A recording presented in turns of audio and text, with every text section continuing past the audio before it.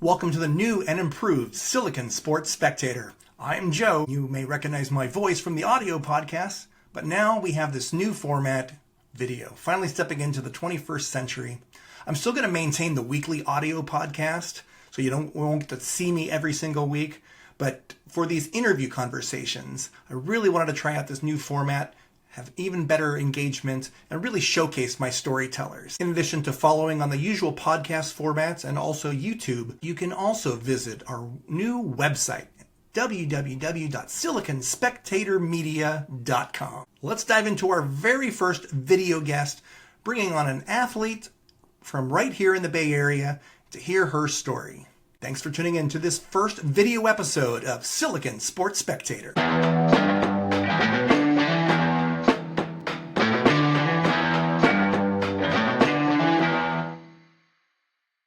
Silicon Sports Spectator now is live on video. Can you believe how our podcast has evolved in just a few short months? And today we have a very special guest, and we get to see this interview now. Hopefully a new trend that continues for many future conversations. But a couple weeks ago, or a couple months now at this point, I sat down to watch the Amanda Serrano-Katie Taylor fight. This was a big championship boxing match. It had a lot of fanfare, and this was the third of their big bouts. Probably the most exciting thing that happened in women's boxing in the recent years. And I was tuning in, I thought to myself, I remembered that someone that I've known for, since grade school days, had gotten into the women's fighting sports. And I looked it up real quick. I thought she was just a hobbyist. No, it turns out not only did she have an incredible 10-year career in professional fighting, but she's also a two-time champion and now a recent induction into the International Women's Boxing Hall of Fame. And today we welcome Melissa McMorrow, the Mighty Poderosa.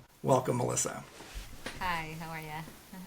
Doing great. Great to have you. Thank you so much. And like I said, our history goes back to, the grade school days and everything. And we went to both elementary school and high school together. And it's just really funny that we're able to connect now. And so obviously the story intrigued me, but also for those who followed this podcast, having a Bay Area athlete that we can highlight is especially exciting. So can you just give us, some background a little bit about your journey into professional boxing and some of those career highlights? Yeah, sure. So I'll try to make it somewhat quick because it is an almost 20-year story.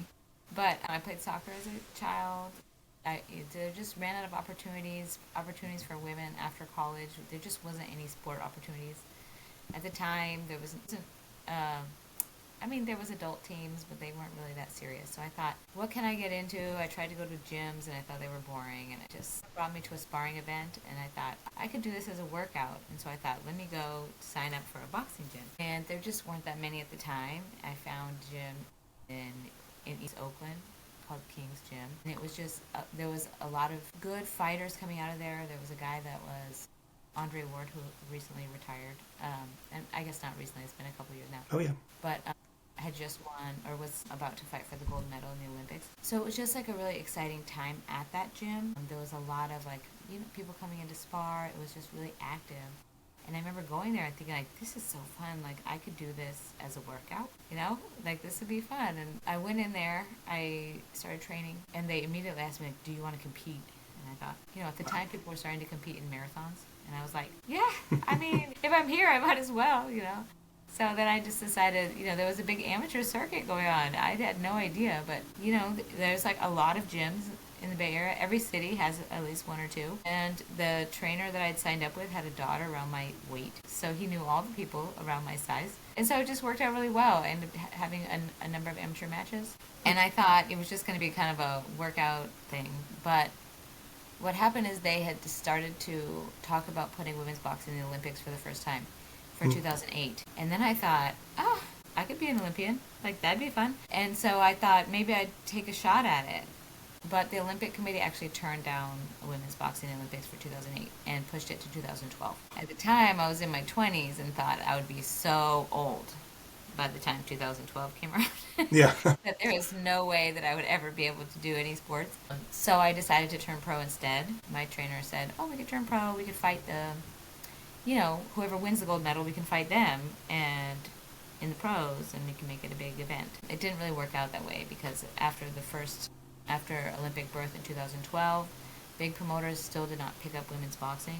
And so it had to go 3 cycles of the Olympics before we started to see women on big Oh, cards by big promoters. So what you're seeing now, the reason why you're seeing a lot of women come out in boxing is because now it's been 3 cycles of the Olympics, and they feel like there's enough people, enough competition, and enough notoriety for that the public will accept it. And so that's kind of like what's going on now is you're seeing big promoters within the United States and other countries start to like put women on like big cards that you see on television. yeah, phenomenal.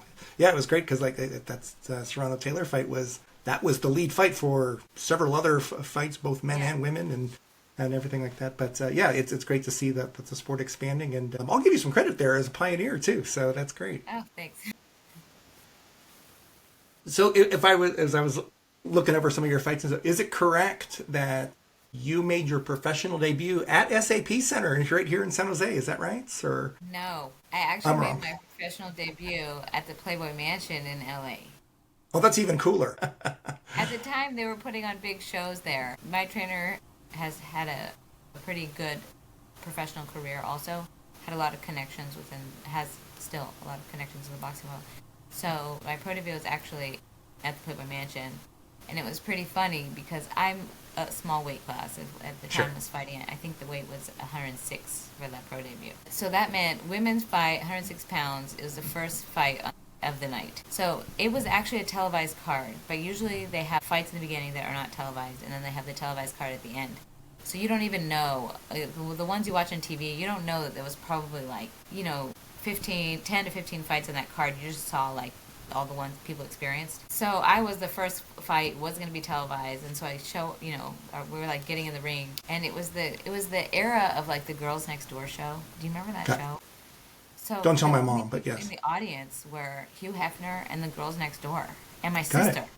Yeah. They had like a bus that went there. You had to like go to a parking lot, and they would bus you to the Playboy Mansion. So my younger sister was also in the audience. There was like 4 people. That's it. Hugh Hefner, Girls Next Door, and my sister. And my sister kept yelling and yelling, and it was so distracting. But I just remember that like so clearly because like what a weird audience. Audience of 4. Well, that's great. Not bad. It's still a great, memorable story, though. So that's great. But one of those fights, though, then I guess relatively early on, if not the first, was at SAP Center, right in front of your home Yes. crowd. And so, how was that experience? It was good because so at the time they had a series called the Fight Night at the Tank. I fought them about maybe 3 or 4 times, and it was good because I grew up here in San Jose. A lot of people would come to the fight. I have some friends that came after college. So it was like my college friends. It was kids from like when I was really little. Sure. Kids my parents had known when like I was growing up. So it just like the mix of people was like pretty cool to have all in one place at one time. I really enjoyed it for that reason because it's like all the people I've known throughout my life could show. That's really cool. I remember those fight nights at the tank, actually. So I went to a couple of those. Yeah. The in your career and so forth, did you have one particular fight or a key fight or even just a key rival too that I don't know that helped define your career? Any of your first championship, any of those like special moments that especially stand out. So before we were so rudely interrupted there, I was I don't asking remember just what I about was saying. yeah. I was asking you about.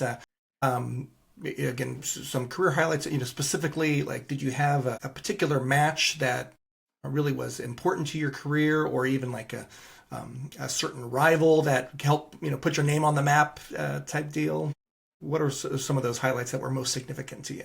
Yeah, I mean, I think the most significant fight that I fought was I fought a girl is when I first um, fought for the world title, and so I fought a German girl. I fought in Germany, a German girl that was I think she was undefeated. She was 29-0 or something, and I had to go to Germany for the fight, and so I went there, and so I ended up winning the fight, and so it kind of changed everything for me in terms of like the trajectory of my career.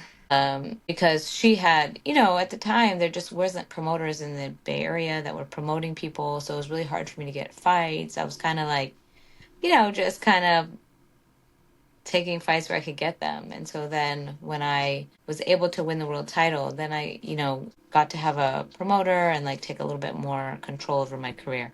Not that much because the times were not good for that, but it did change a lot for like the opportunities I would get and things like that. Phenomenal. And especially in your career too, that I noticed there was a lot of international travel. You mentioned Yeah. Germany, Mexico, either a favorite venue or some of the opportunities that you had to travel and so forth. Care to comment on that? I did get to travel a lot. I'm used to traveling. I've traveled a lot in my life, so it wasn't a hard thing for me to be traveling. I mean, it was a little bit harder because you have less control over what you're eating, and so as a fighter, that can be kind of hard. But, me and my training camp were always really big about we can overcome all the obstacles, and so it was just one of the other ones that we were overcoming. So it wasn't, I guess it was what it was. I think as far as a favorite location, I don't know if I have a favorite really. I got to fight in a place called Frankfurt Oder in Germany, a place called Magdeburg, and then Guadalajara in Mexico, Puebla, which is a beautiful city. It's just very high elevation. Mexico City multiple times, a city called Ecatepec. I don't, everyone had a great crowd. I just am like happy for the experience. That's great. I don't know if I had a specific favorite. Yeah. Something I always remembered about you and your family is that your Portuguese identity was always very important to you. And with Brazil, of course, having a big tie to martial arts or mixed martial arts and things like that. Has that cultural identity played a part at all, or was that just sort of a coincidence? Your thoughts there? I think so. Yeah, we kind of grew up. My mother is from Brazil, so we grew up going to Brazil a lot. I think it was just kind of coincidence that, MMA grew up during my boxing career. Like, it wasn't really on I started boxing and only boxing. MMA just kind of started to kind of grow up around boxing because Right. MMA. And so because like Brazil does jujitsu, they got really involved in MMA. There are some boxers. There's starting to be the Olympics now. Women from Brazil are doing very good in boxing in the Olympics. So it's growing in Brazil now, but at the time, like there wasn't any big fighters coming out of Brazil, male fighters, and everything was kind of centered around the males. So it just wasn't really on like Brazil wasn't really on the radar of boxing. Perhaps I was too presumptuous in that line of questioning, just in that as a boxer specifically, do you even like being categorized in kind of that same fight sport? Like we're all kind of fighting for the same thing, or no, boxing is special, like compared to these other things. So what did these other mixed martial arts and things? How do you see that the wider sports? Are you very particular about, hey, I'm a boxer first and foremost, and that's it? Yeah, I mean, I see myself as a boxer. I mean, I don't have I have boxing skills. I don't really have MMA skills. Like I feel like maybe I could hold my own because I'm good at boxing and like there's a lot of MMA fighters that are strikers. So I feel like I could probably hold my own, but I'm not like, I used to spar against people that did MMA, so I've been to some MMA events. But to be honest, like the audience is like slightly different group of people. I'm not saying better or worse. It's just different. And so if I know someone fighting, I'm happy to go to a MMA event. But I probably, whereas boxing, I like want to go to all of them. So it's just like, I don't know. I find myself much more at home around boxing crowd because I was around the people a lot longer. So I guess that's just it. I have Okay. respect for every athlete and even people that aren't athletes that just want to do some exercise. I have respect for that too. So On that note, so whatever gym that you were training out of, were they boxing specific gyms, or were they, hey, any fight sport? We all kind of train in the same facilities. well, so our gym was a boxing only gym. However, sometimes what happens in the sports community is sometimes people need space to do exercise, and so sometimes there'll be other gyms working out of gyms. So Got we it. definitely had like some maybe a jujitsu group or taekwondo group or something working out of the same gym. So that would happen sometimes. And so like sometimes the people were there to learn jujitsu, but they also MMA fighters because some MMA fighters have like various gyms they go to. One for jujitsu, one for striking, one for and so depending on what people are looking for, sometimes you might go to multiple gyms. So like some people would even come into the boxing gym just to work on their striking and then they would go to their jujitsu or their like, MMA gym to do other things. So there's like a big,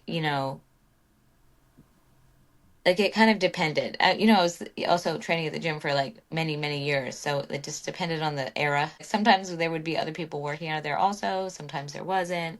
It just depended on like the climate in the city, the cost of real estate, to be honest, and like what was going on in the fight world at the time. Yeah, with been retired a couple years now, and so what is your, I'll say, outsider perspective, of women's boxing today? What's exciting you about the sport? Is there any up and comers that you have your eye on? I'm really excited about the sport because the women are getting the opportunities that we wanted at the time. And like to be honest, most of us were doing it because we wanted to have those opportunities for us. And like the fact that other people are getting them makes me really happy. Like I grew up playing sports since I was little, since I was 8 years old when I played soccer. I never had the opportunities to like, my parents wouldn't let me go to college to play soccer because they were like, there's no future in soccer for you. And I was like, and I was pretty good at it. But they were right. Like if I'd gone to school for that, like what would I be doing now? I don't know. Nothing. And so like, it's nice to see now. I mean, now I like the other day I went to the professional women's basketball game. I'm going to like the BFC. I try to support all the women's sports because I know what it's like to be an athlete. What you need is fans. People have to come to the stadium to watch you. So now I go to all the women's sporting events. And so BFC comes up this weekend and I go because I think it's important. Like you need a fan base in order to make money. And if you want, if you're a proponent for women's sports, like what you have to do is show up and go to the game. So I do Yeah, that. no, I love it, and that's really one of the important parts of this channel too. Is I do cover the Valkyries and BFC and Huh? kind of with equal measure, and that's why I love having you on that. So thank you for emphasizing that point too. And yeah, definitely a huge fan of our local pro teams too. Um, Yeah. I mean, it was just the big argument with promoters at the time was, oh, nobody wants to watch women. I mean, that was why they like, well, we can't pay you as much as we pay. We can't give you a $1 million purse because nobody's here to watch you.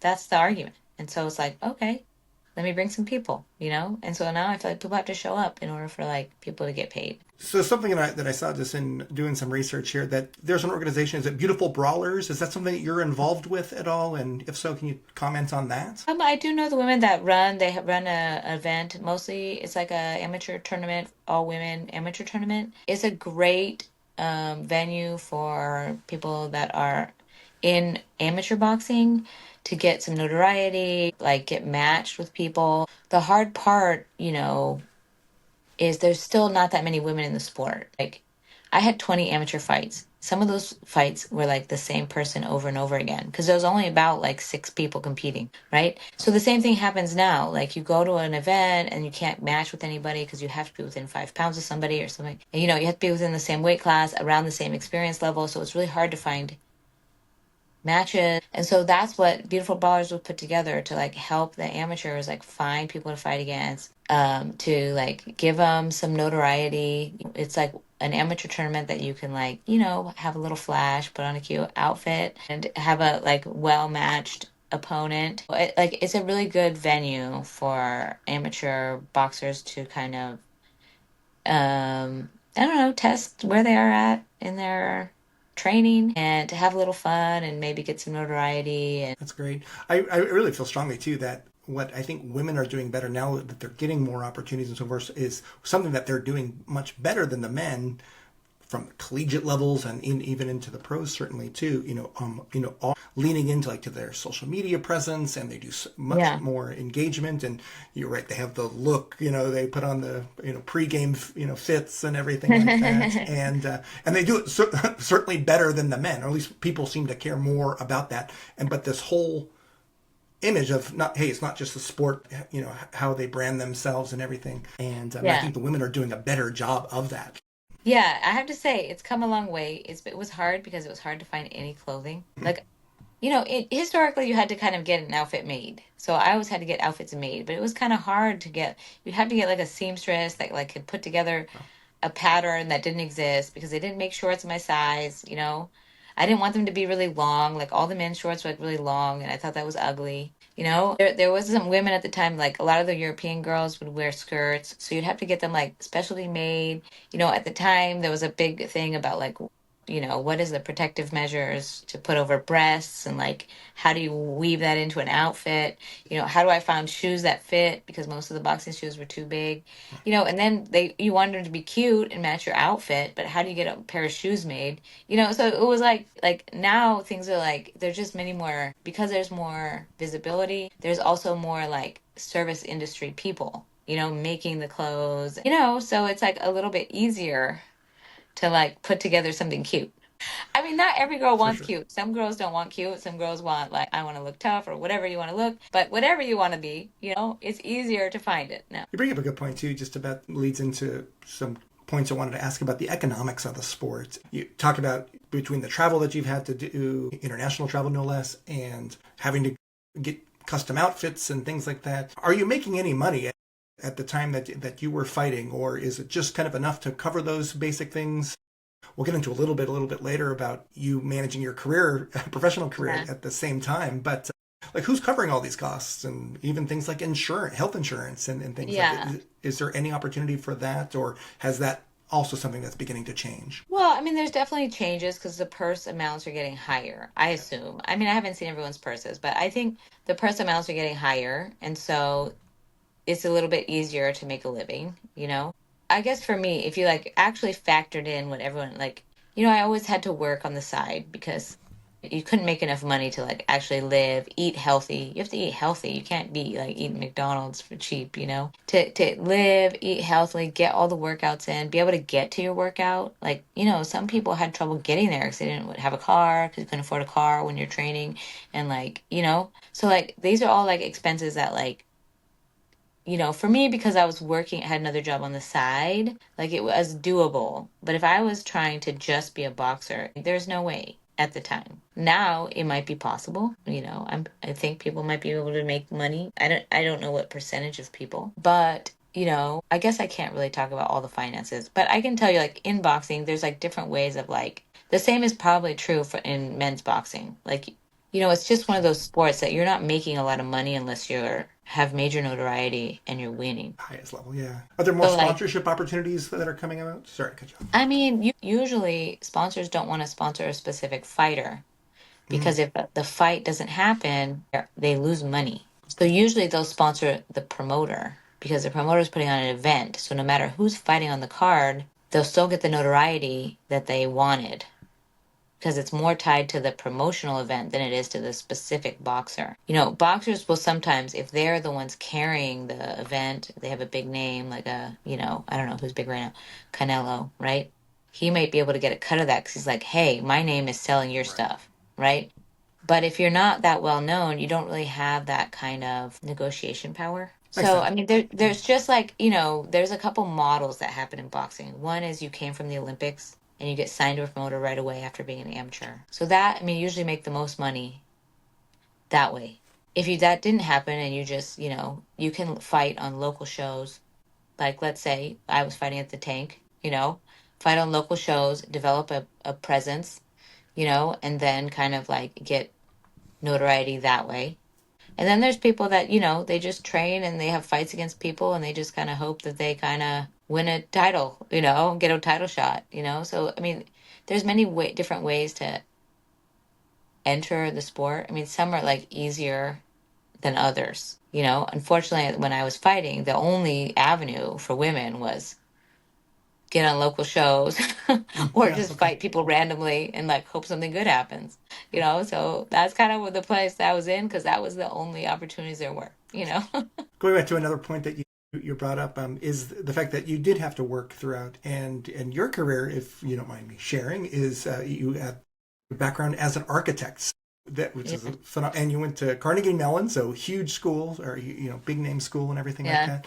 So I'd love to hear about your experience and just in balancing your fight life and your professional work life. Yeah, I started, to be honest, what happened is I started working at architecture firms and I just thought, this is exhausting. I want to do this boxing and I can't really do it because architecture firms have long hours. And so because I'm in the Bay Area, tech was starting up. And so I found this company that they're like, flexible hours, come work for us. We need people to do like drafting. So I thought, oh, this will be good.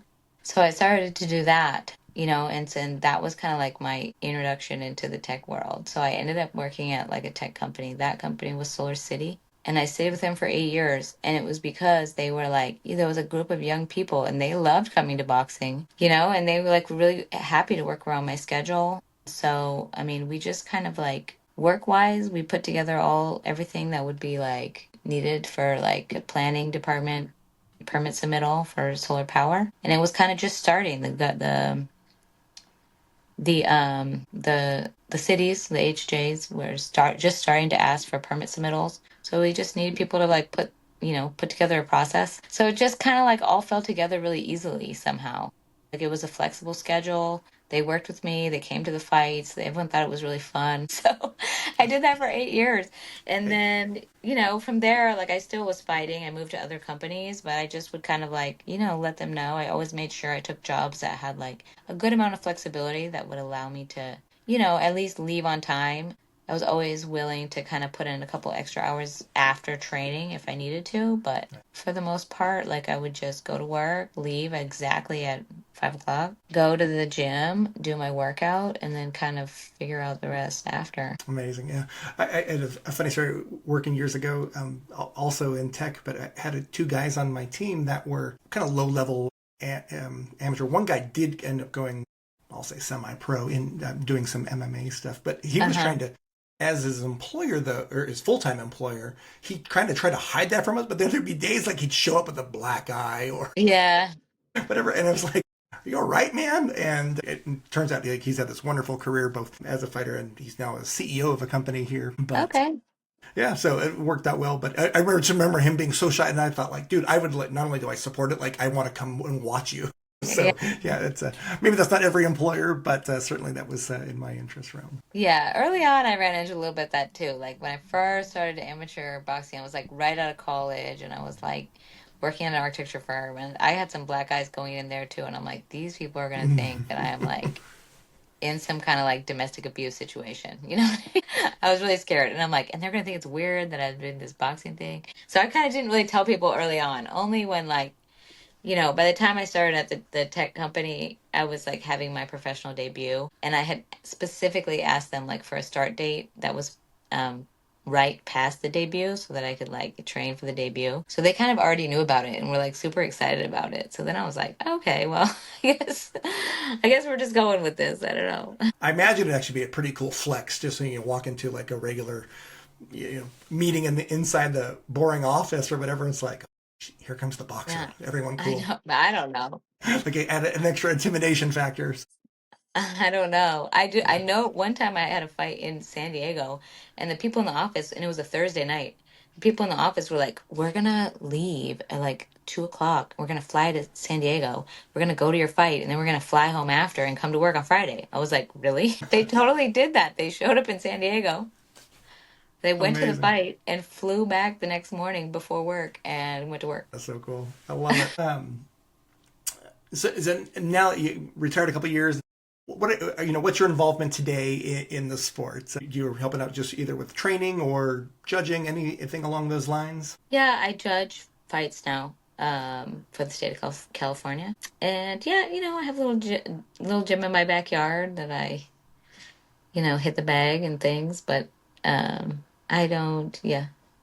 That's my involvement now. Boxers always talk about, thinking that they have that one more fight in them. Do you ever still get that urge to like to fight competitively, or do you just look back on these as happy memories and a good phase of your life? Yeah, totally. I mean, I totally feel that way. I still feel like I could beat the girl that has all the titles right now at flyweight. I do. I still feel like that. Like, you want to call her out right now? We can use this I don't podcast want as to a way call her out to. because the reality is like I don't want to put the time in to be in shape. Okay. Like that's the reality. Like if I wanted to put the time in, I feel like I could do it.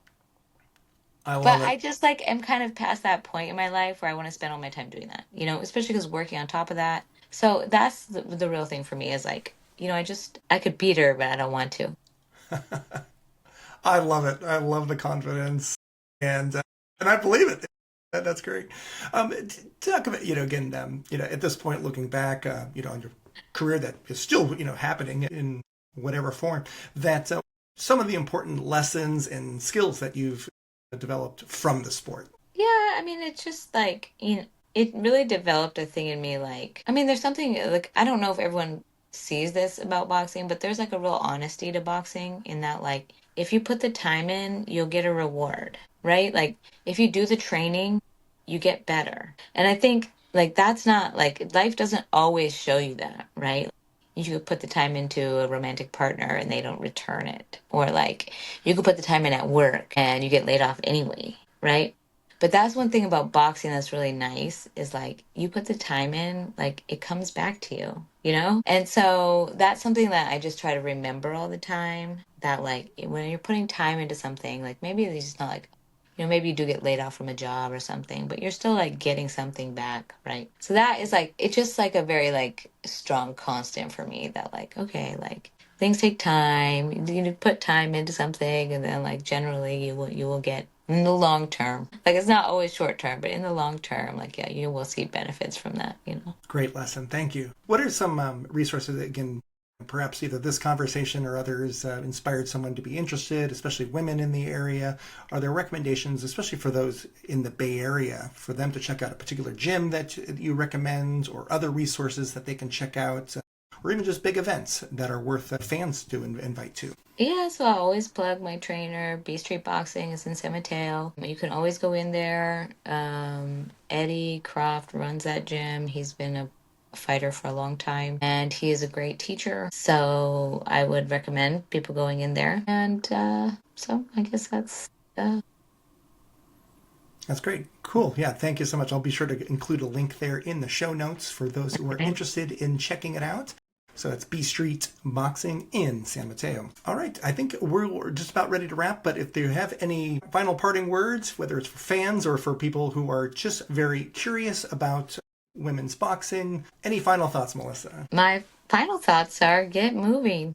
I think it's really important to move. You don't have to be a professional boxer. You don't have to be a professional at anything, but you should do some exercise during the day. Walk, hit the bag. Doesn't have to be a bag either, but something I think is really good for you. So I would encourage everyone to get active.